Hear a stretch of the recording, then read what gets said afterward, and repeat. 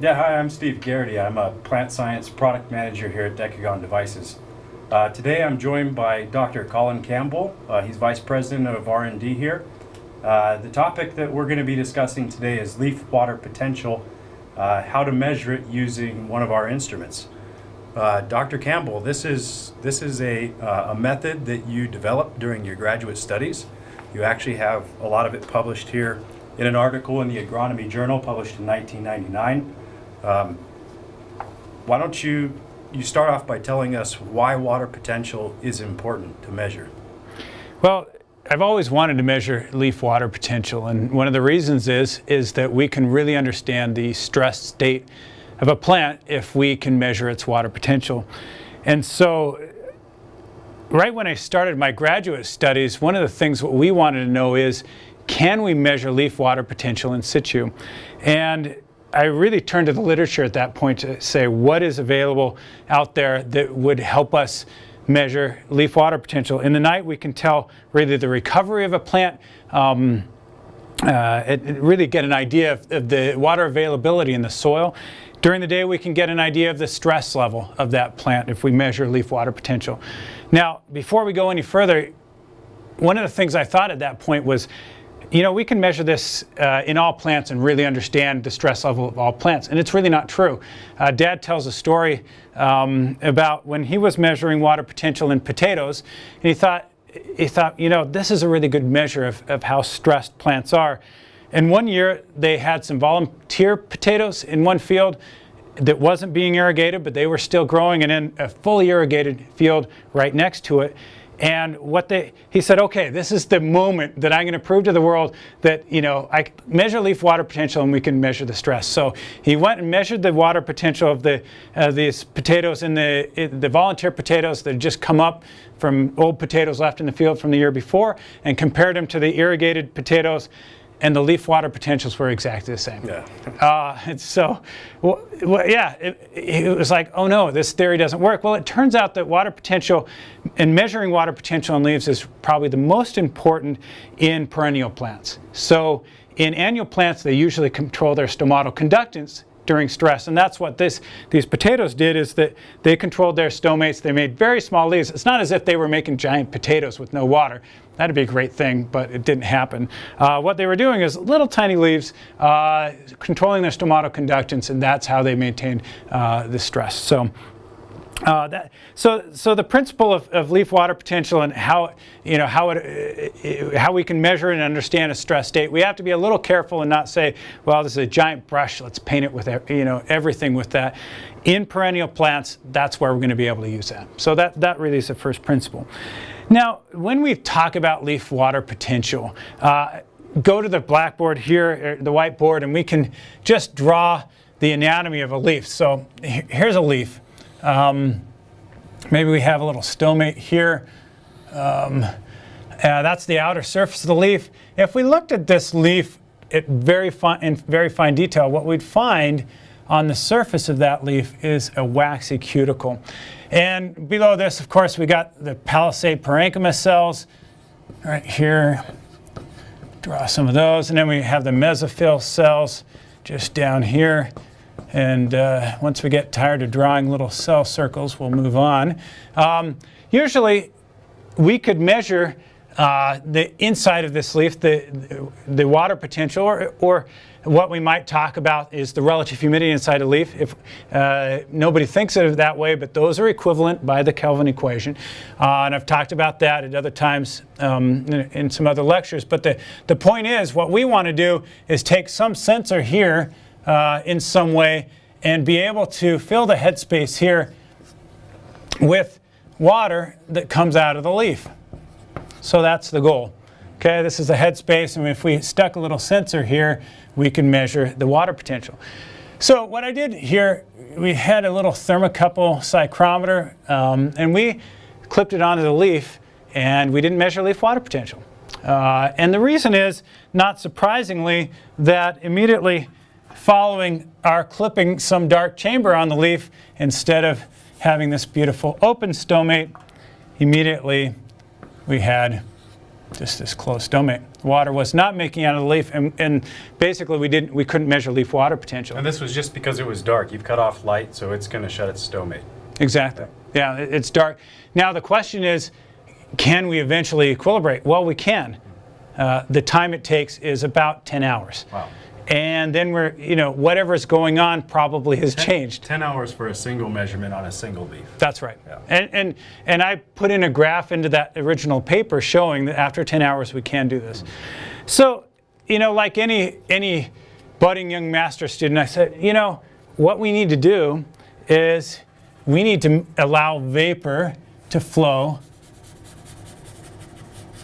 across this leaf more easily. So if we remove that cuticle surface and we just expose all these palisade parenchyma cells here, we have fast desiccation right out through these cells. So we look for ways to remove the cuticle. There are a lot of ways that people have tried. Chloroform, N-butanol, carborundum powder, which is a gritty surface that you can rub on there. Lots of things that they tried. Well, it turns out that not very many of these are any good, because once you put, for example, N-butanol on a leaf, it dies. And chloroform kills a leaf too. It does take off the waxy cuticle, but there are a lot of other problems. So one of the things we thought is, what if? So looking in the literature. So I'm going to erase our chamber here. And looking around in the literature, back in the mid-'80s, what they had done is just take a piece of 600 grit sandpaper,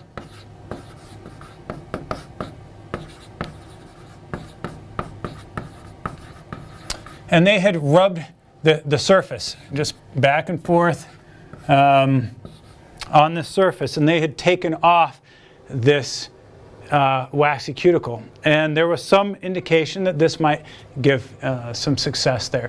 So what we did was we, in this paper, we went through and tested all these ways.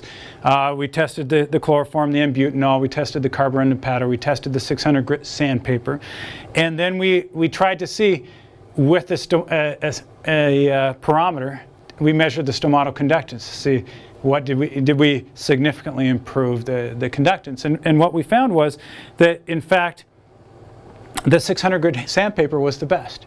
And so we started doing that, and you can read in the paper essentially what happened, and I can draw you just a graph of this. It's kind of interesting. We were doing this on a variety of plants, but the one that was really most interesting was corn, a nice field crop. Some of the plants we had were not as useful to look at. They weren't agronomic crops. But what we essentially had was, we show in the graph, this is time, or in the paper, this is time, and this is water potential, that we started time zero here. This is about 10 hours here. And we started two measurements on this corn plant at the same time. One was with an abraded leaf, and one was with an unabraded leaf. The abraded leaf immediately came to some water potential that looked like that. The unabraded leaf looked something like that, right. And then eventually it came to the exact same value. That gave, and this was something we could consistently see, and gave a suggestion that, yeah, we could reach the same water potential no matter what we did, but obviously this was a lot faster. And about how fast can you get once you've abraded it?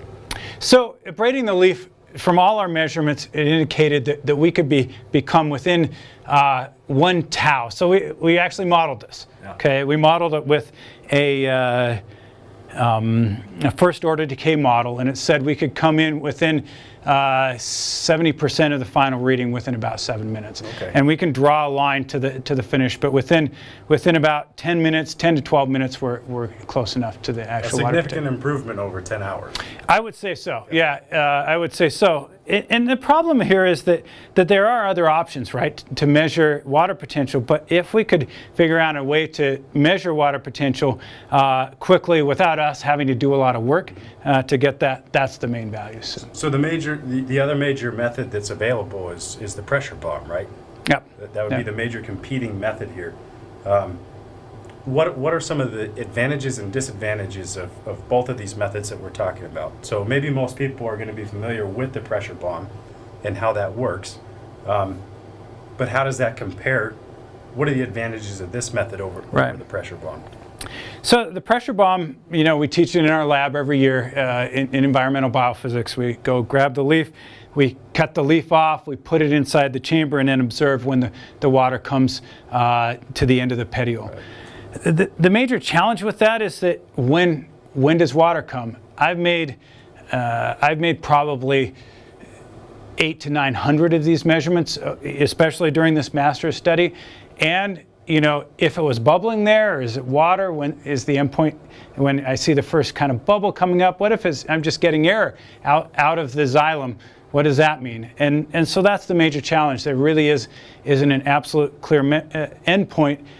When other people are doing that, they see the endpoint a little differently than I do. So there's a little bit of art, a little bit of subjectivity in there that might cause some error, variability from one person to the next, or from one reading to the next. Exactly. The other challenge is really when you're making this measurement. I think my biggest frustration is that you're needing to fill your nitrogen tank. You can't be very far from a compressed nitrogen source, and if we're going to take it to the field, which is one of the real advantages of that technique, still you have to bring your liquid or your compressed nitrogen along.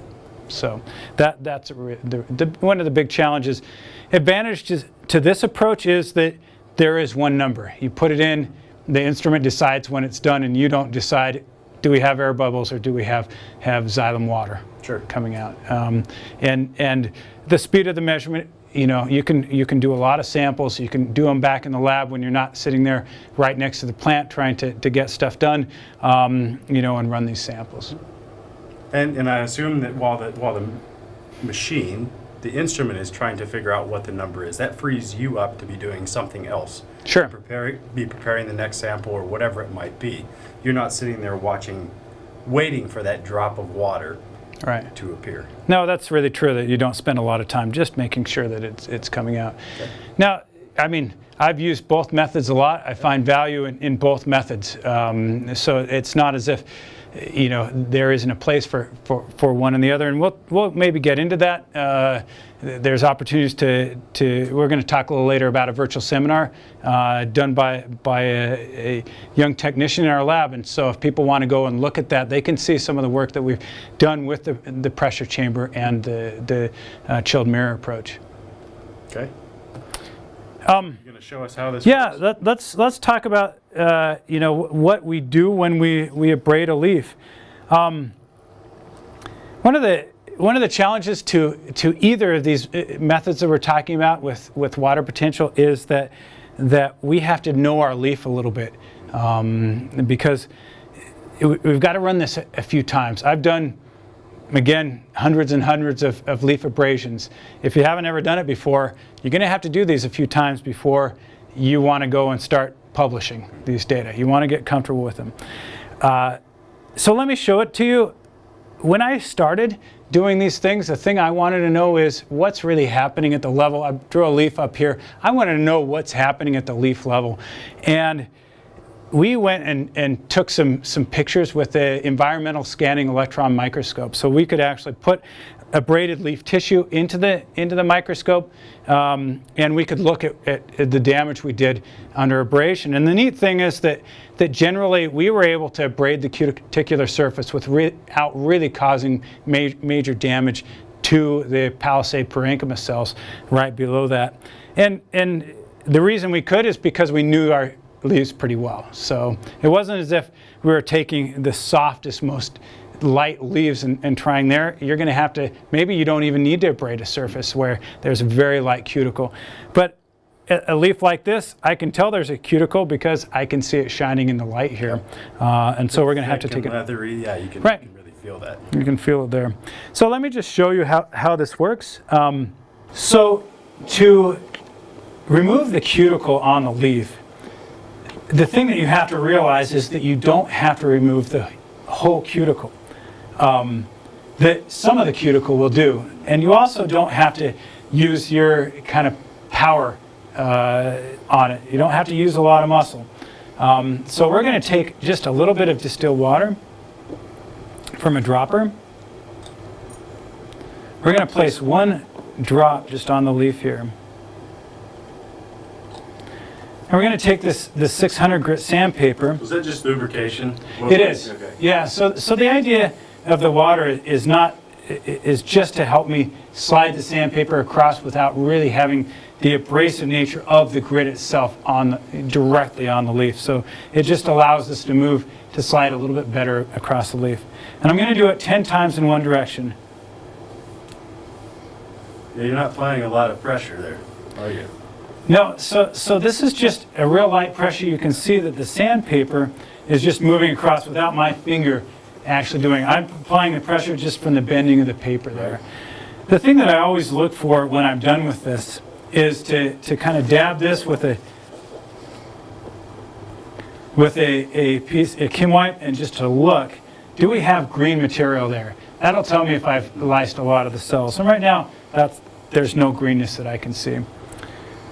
Now, as long as we've got the Q-tip out, and the next thing that we want to do is actually dry the water. But before we go nuts and dry the water, we got to make sure that we're ready to put it in the cup, because cuticles are amazing things. They keep plants from desiccating. But if you take that off, they will desiccate and you're going to ruin your measurement. So this is still, you can see that there's still a little wetness on the surface. I'm going to dry this, with the Q-tip. And then I'm going to immediately go to the next step, which is taking a leaf cutter, cutting out a leaf disc, and then I'm going to put it directly into my cup. Now, about that quickly. You don't want to leave your leaf sitting out and just drying for any amount of time, because that's certainly going to change your water potential readings. So it also might not have been obvious, but this tool that you've made for cutting the disc, it appears that the disc is the exact diameter to fit into that sample cup. Is that right? Yeah. Is that important to have that matched up? So, you ask a great question there, Steve. The thing that we can go in here and look at this. We're not going to put it in the instrument just yet, because we want to see some things about it. But the thing that really is critical is not necessarily that it touches all the edge of the sample cup, but that the cut edge area versus total surface area is very low. So that we only have just a little bit of cut edge versus a very large surface area on the leaf. So that's a critical piece. Does it have to be this exact size? No. Now, Decagon doesn't supply these, but everywhere I go, people making these measurements, they've got one of these. So go to the hardware store, find a little conduit, and sharpen it up. That way you can have this really nice cutter. Now, the thing that I want you to see on here, this is a little harder to see, but before I showed you the waxy surface of the leaf, now if you look here, there is some gray on this leaf surface, and you ask, well, what is that? That's where we've removed the cuticle from the top of the leaf, and now we have a drying surface. It wasn't white when we put it in there, but now we've been in this dry environment for a minute and a half, as we've talked, and those Palisade parenchyma cells have dried out. Now, again, the question was, did we, when we kind of dabbed that leaf dry, did we lyse any of those cells? And our Kim wipe is still white. I don't think we did that. Now, but even, just to be clear, even if you would have, when you dab it with the Kim wipe, you're sucking up some of that sap that's being released from this cell, right? And so it's not going to negatively affect your measurement if you do happen to lyse a few cells. That's exactly right. I'm glad you brought that up. Is that so we talked about the water being a lubricant, but it also is essentially dilutes the cell sap if we do lyse some cells, and when we dab that with the Kim wipe, we're actually removing the rest of that water, and we're able to make that measurement. And so people often ask, hey, wait a second, are you kind of skewing your measurements either by lysing the cells or by putting distilled water on it? And that's the purpose of the Kim wipe, is to do that. Now, we don't own stock in Johnson & Johnson or whoever makes Kim wipes. But the point of the Kim wipe is that there is no fragrance in there. There's no oils. There are often oils in just regular Kleenex or something like that. And the Kim wipe is just a paper product. And so it can be used to clean here without actually adding any other possible organics into our measurement. One thing I want to mention, what does it look like when we actually do this badly? So I've tried to show you a little bit what's a good technique. Let's look at a bad technique. So I'm going to take this, I'm putting my finger behind this, and I'm rubbing. I'm going crazy trying to remove that cuticle. Let's just look at when we check our Kim wipe here.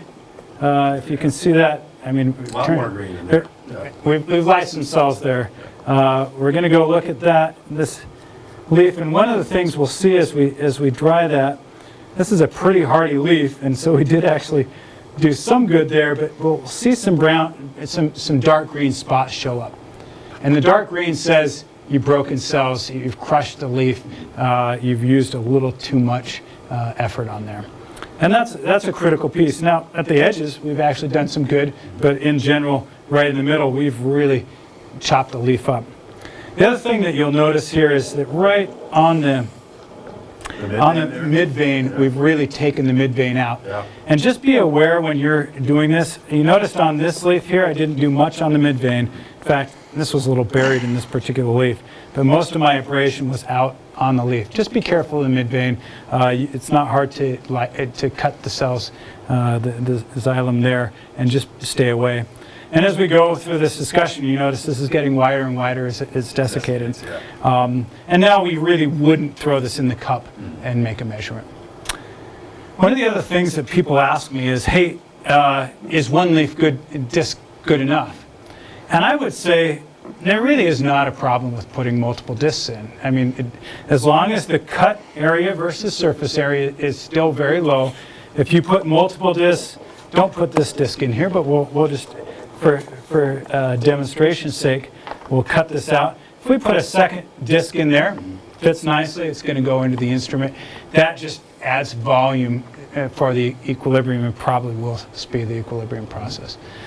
The thing that we haven't mentioned now is how to make the measurement, and that's the fun part of it. There really isn't much to that. We simply drop the cup in here, close the instrument, and we start it reading. And it's going to sit there and read. It'll take, like we already said, it's going to take several minutes, so we don't have time to really let that run in this video, but we will get a reading after a while, except we really damaged that leaf, that one leaf. So one of the things I'm going to ask back to you, you've done leaf sampling out in the field before, right? So how have you sampled leaves and brought them back in the lab?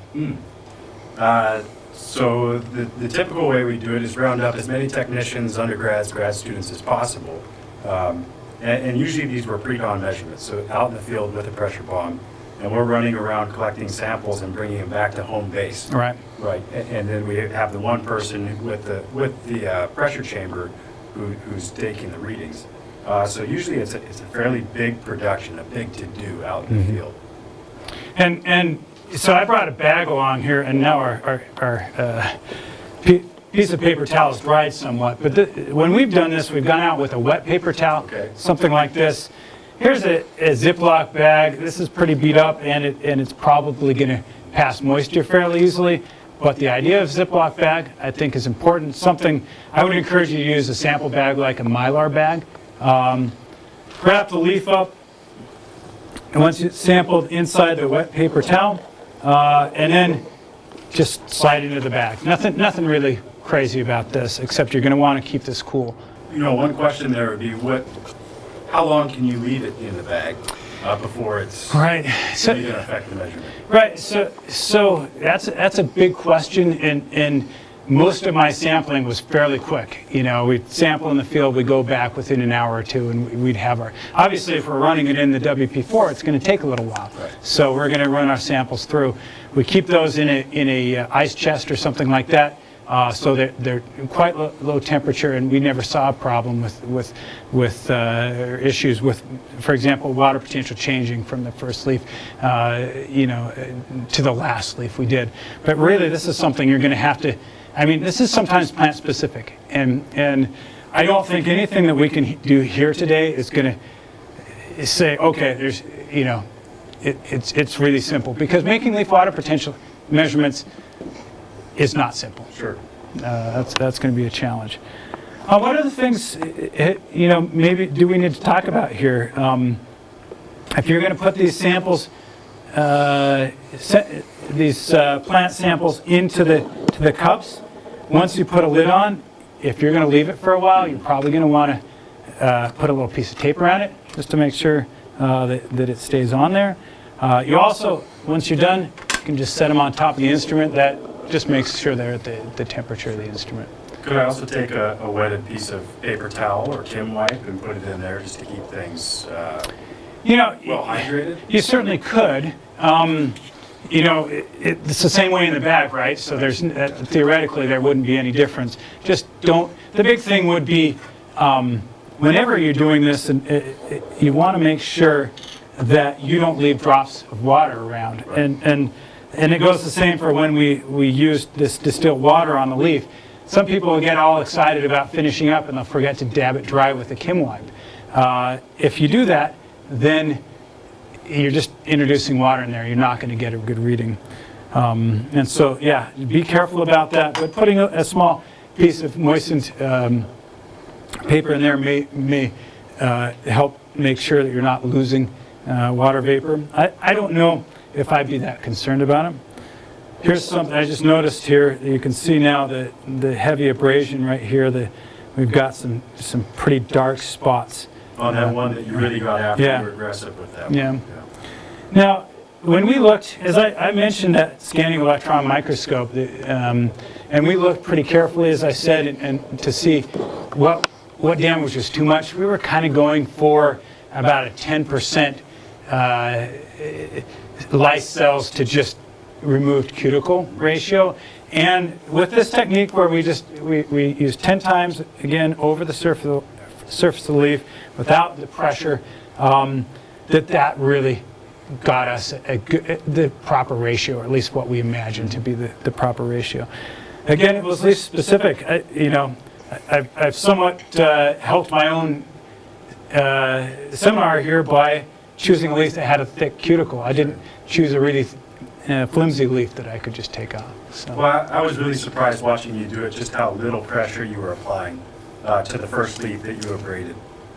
Even with a thicker, heavier, waxy cuticle here on this particular leaf, it really didn't take a lot to get that cuticle abraded.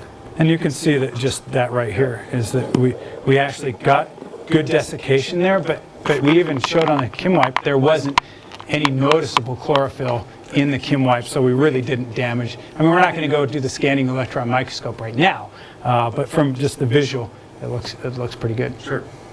One other question I have, as I look at these leaf discs, you just abraded a very small portion of that overall surface area. I'm wondering, is there any reason that we would want to abrade a larger fraction of the surface? So originally when I was doing this, we were using a fairly small thermocouple psychrometer chamber that was probably less than 1 centimeter in diameter. And so abrading a swath of abrasion about like this was adequate. Now, some of the work that people can go access and see the work we did comparing the pressure chamber with the WP4C, I'm not sure what he did. I think he left just that strip there. But if you wanted to do a little bit more, for example, if we wanted to just put another drop of water on there and do this again, we'd want to first, we'd probably drop of water, do this part, then leave this water in place and do another swath. And I think that would help improve the equilibrium time even more. Okay. Yeah, I think that would be a useful thing. Great. Well, I want to thank Dr. Campbell for doing a very thorough explanation of this method for us today. as came up during the discussion, this is an alternative to the pressure bomb technique. It's not necessarily a replacement, but it's something that you might find that's useful for you. Again, thank you for joining us. Appreciate your time. Yeah, it was a lot of fun to talk about it. It's a fun technique. I don't think a lot of people know about it, but it gives people an option for making water potential measurements. You bet. All right, thanks again.